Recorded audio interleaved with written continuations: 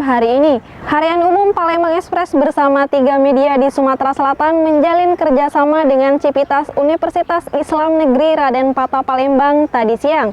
Kerjasama dilakukan terkait publikasi di koran digital. Koran digital Harian Umum Palembang Express rupanya disambut baik Civitas Universitas Islam Negeri Raden Patah Palembang.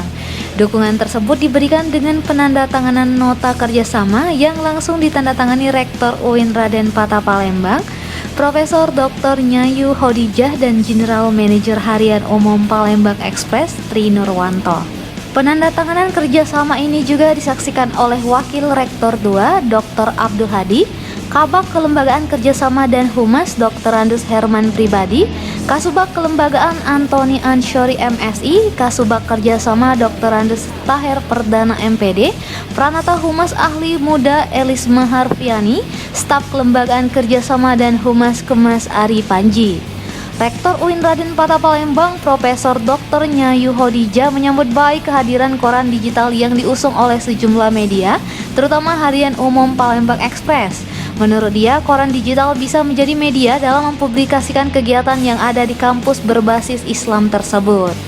Kami menyambut baik kerjasama ini karena ini berdasarkan azas saling membutuhkan, ya Bel ya?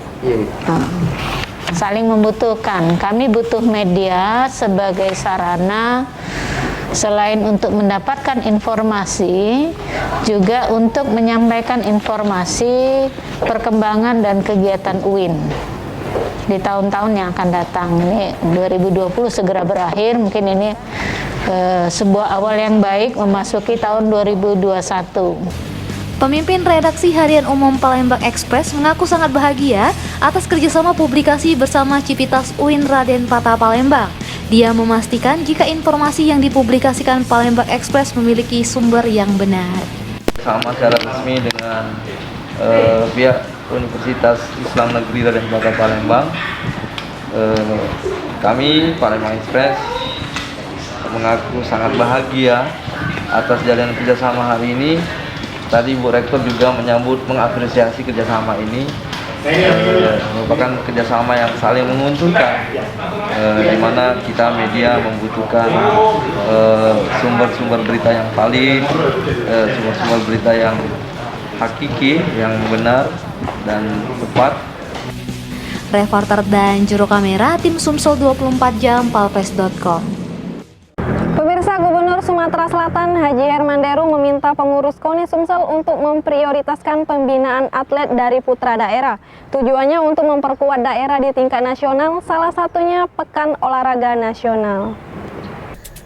Gubernur Sumatera Selatan Haji Herman Deru resmi membuka rapat kerja daerah KONI Sumsel di Ballroom Hotel Swarnadi WIPA tadi pagi. Dalam kesempatan tersebut, Gubernur meminta KONI Sumsel untuk memprioritaskan pembinaan atlet-atlet putra daerah guna memperkuat provinsi ini di ajang nasional, salah satunya Pekan Olahraga Nasional. Menurut Gubernur, olahraga di Sumsel harus bangkit dalam prestasi.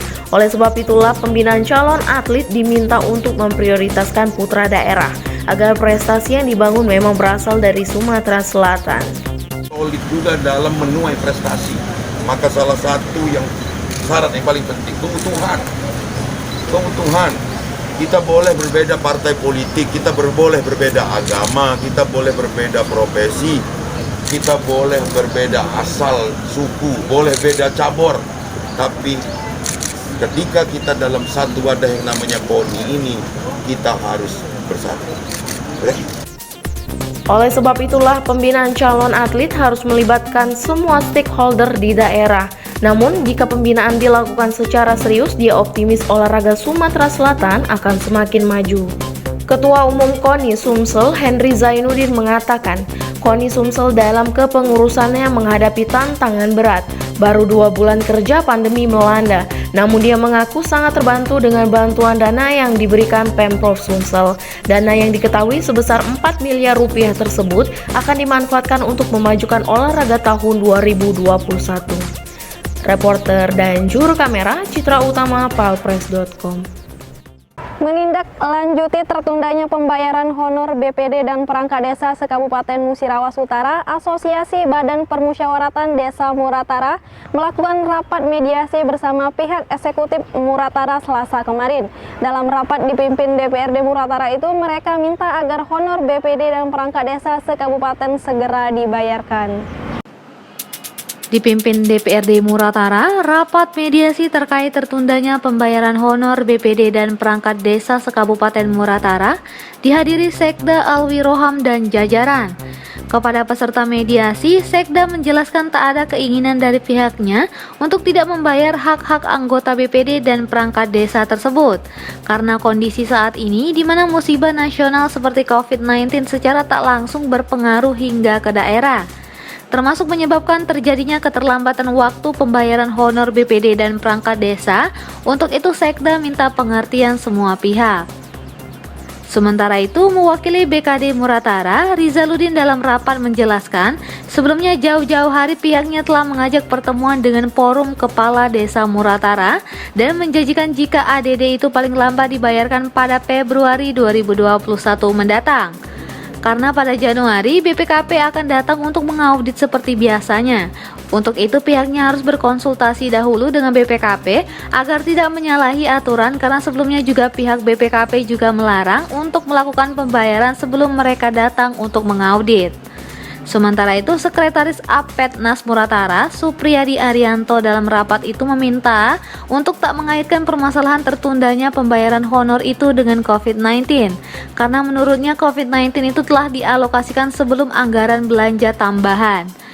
Supriyadi malah mempertanyakan alasan belum dibayarkannya hak-hak BPD dan perangkat desa, karena sebelumnya telah ada keputusan dari rapat Sekwan bahwa masih ada anggaran dan sudah ketuk palu setiap pos anggarannya.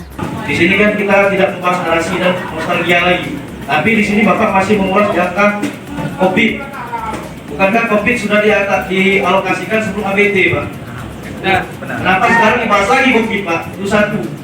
Dan yang kedua, Pak, untuk BKD itu kenapa masih menunggu dalam artian audit BPK, sementara sekarang sudah ada 60%, Pak. Kalau sudah ada alokasi ketok palu dari waktu rapat Sekwan itu, Pak, ya, kenapa tidak bisa disalurkan, Pak? Di sini kan sudah ada posnya masing-masing, Pak. Berarti kalau sudah ada pos kami, hak kami di angka 60% ini tolong dikeluarkan, Pak. Kami tidak bisa menunggu dan kami tidak bisa alasan Bapak antara BPK, Pak. Karena sesuai rapat Sekwan itu sudah ada pos dan alokasi anggaran masing-masing, Pak.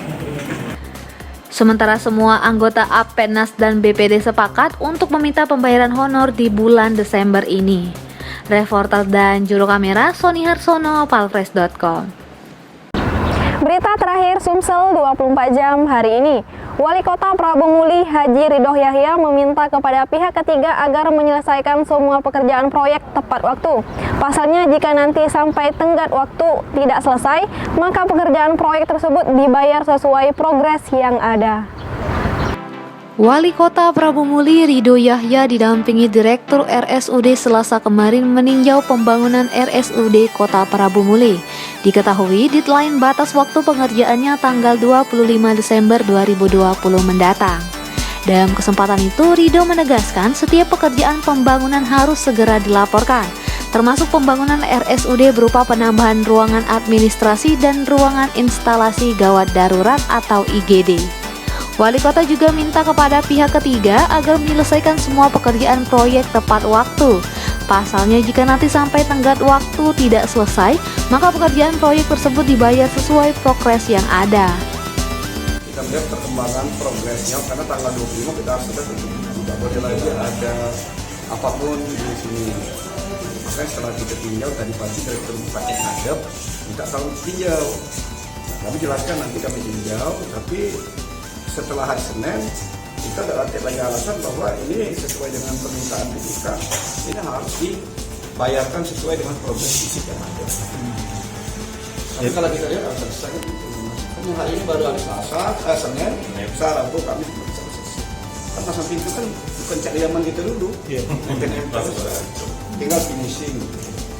Dan besok insya Allah kita akan ketemu BPK dalam progres ini. Besok kan ada pihak masyarakat sendiri. Tapi ini berlaku untuk seluruh proyek pembangunan? Seluruhnya berlaku. Tanggal 25 harus selesai tanggal 20. Tapi kan karena banyak kendala hujan-hujan ini mungkin Sementara Direktur RSUD Kota Prabu Muli, Dr. Hesti Widyaningsih MARS mengatakan, tujuan dari pembangunan tersebut adalah untuk lebih meningkatkan pelayanan RSUD kepada masyarakat. Di bawah pelayanan ya? Bukan ya, jadi ada penambahan ruangan-ruangan untuk pelayanan dulu dan bisa lebih lengkap dari sebelumnya. Ini ada 4 ini, jadi IGD untuk rekap, kemudian pembangunan ruang untuk rawat intensif untuk anak dan baru lahir ya, neonatus, jadi cucu, IGD dan untuk unit transfusi darah. Reporter dan juru kamera Andrianto, Valres.com. Demikianlah berita Sumsel 24 jam hari ini. Saya Sri Devi, sampai jumpa.